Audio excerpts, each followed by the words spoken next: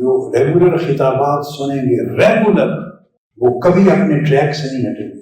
کبھی کوئی فتنہ، کوئی ہوا، کوئی طوفان، کوئی آندھی، کوئی پریشانی ان کے عقیدے میں، فکر میں، تھاٹ میں، تعلق میں، لنک میں کمزوری پیدا نہیں کرتا. جو ہر روز پابندی سے بھلے تھوڑا وقت سنیں، کیونکہ سننے سے ان کو صحبت بھی ملتی ہے، زیارت بھی ملتی ہے، سماعت بھی ملتی ہے، وہ کنیکٹ رہتے ہیں.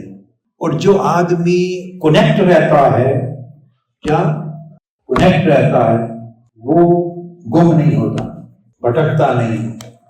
اور جو ڈسکنیکٹ ہوتا ہے اس کی حفاظت اور پروٹیکشن نہیں رہتی. تو جو کنیکٹڈ رہتا ہے وہ پروٹیکٹڈ رہتا ہے. ریگولرلی سنیں. مسلمان ہے نا تو قرآن مجید پر ایمان ہے، تو کیا یہ کافی ہے کہ قرآن مجید پر ایمان ہے اور اس کو غلاف میں لپیٹ کے بڑی عزت، احترام اور عقیدت سے گھر میں رکھ دیں، اور شادی ہو تو بچی کو جہیز میں دے دیں، سر پہ رکھ لیں؟ کیا قرآن کے ساتھ یہی تعلق ہمارا کافی ہے؟ نہیں. کیا ہے؟ ہر روز تلاوت کرنا. قرآن زندگی میں جاری ہو. زندگی میں تبھی جاری ہوگا جب آپ اس کو ہر روز پڑھیں گے.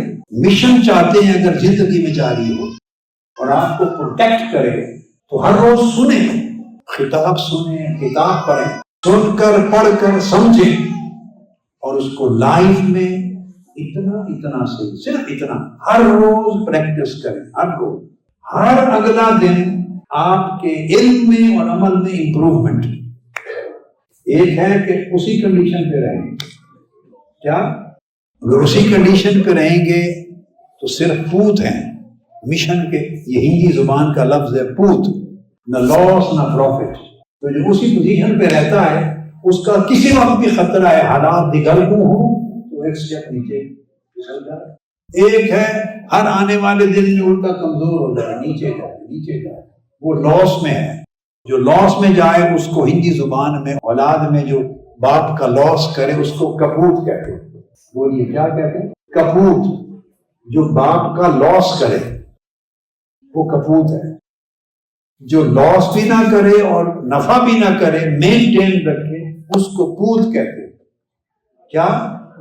پوت.